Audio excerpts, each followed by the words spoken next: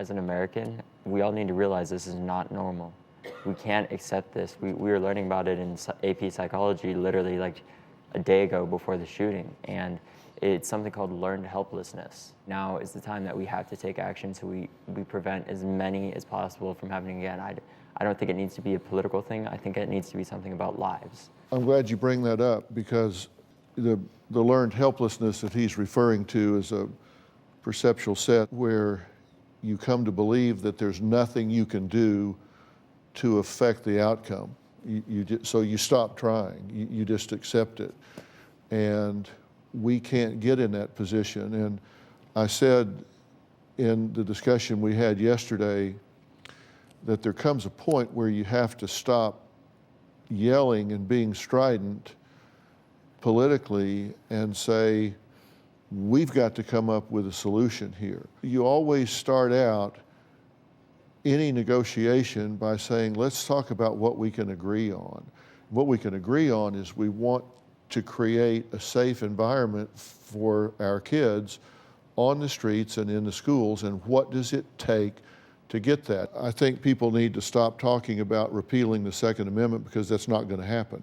So if you're not going to change the amendment that says people have the right to bear arms, then you need to say, okay, that right comes with responsibilities. Is it commonsensical for any reason?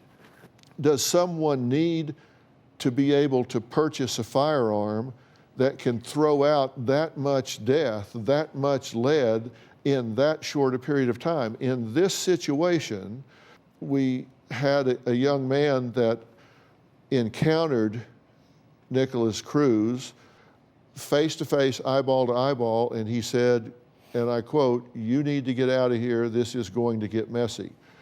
He did not shoot him. Why did he not shoot him? We don't know. Is it possible that because he had to look him in the eye and deal with him as a person, he didn't want to do that? He said, you need to get out of here. But you can impersonally shoot someone down the hall. You don't have to deal with him as an individual up close and personal. And I can tell you from a mental health standpoint, we don't have the ability, we don't have the tools to screen these people and predict who's going to become a shooter and who's not. There has been profiling done by the FBI, the Secret Service, and a number of other organizations, and they are actually contradictory. One says 34% are loners, another says 1/2 are in the mainstream, and another says 78% are marginalized. How do we listen to each other and not get further divided, but have this discussion?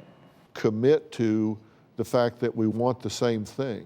Then all of a sudden, we're all trying to push the same rock up the same hill, and we're not on different sides of the issue, we're on the same side of the issue. What seems to make the most common sense is place surveillance rather than individual surveillance. There are 336 million Americans, and so you may be looking for a needle in a haystack, but there might be several 100,000 schools or collection zones, and you can come a whole lot closer to protecting the zones where it's likely to happen than you can finding the needle in the haystack.